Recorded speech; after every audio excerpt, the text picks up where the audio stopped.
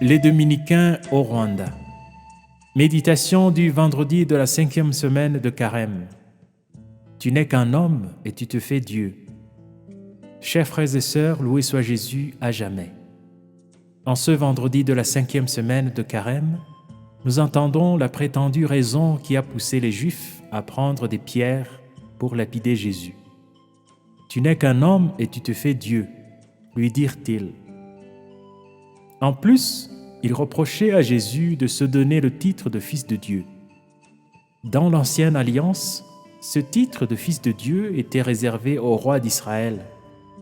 Il était aussi donné à Israël en tant que peuple. Ainsi, beaucoup de Juifs du temps de Jésus ne comprenaient pas qu'un homme ordinaire puisse dire qu'il est Fils de Dieu et que le Père et lui sont un. Pour beaucoup de Juifs, c'était un blasphème. Pourtant, Jésus voulait non seulement révéler sa relation unique avec le Père, mais aussi souligner que ceux qui croient en sa parole sont aussi des fils du Très-Haut. Ces deux titres, Fils de Dieu et Fils du Très-Haut, qui ont coûté la vie à Jésus, rappellent la dignité que nous avons reçue lors de notre baptême. En effet, le sacrement de baptême nous a configurés au Christ et nous sommes devenus rois, prêtres et prophètes comme lui. Et nous pouvons prier Dieu en l'appelant Abba, Père, car il veille sur nous avec tendresse et pitié.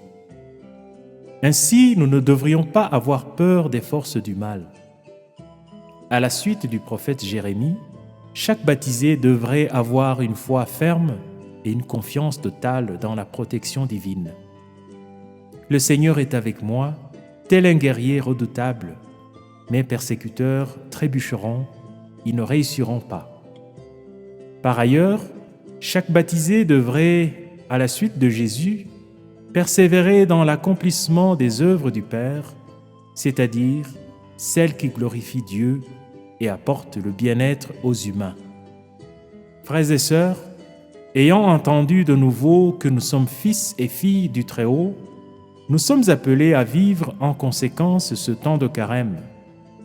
D'une part, il s'agit d'abandonner les pensées qui ont conduit à la condamnation de Jésus à mort, à savoir la trahison, la médisance, le faux témoignage, etc.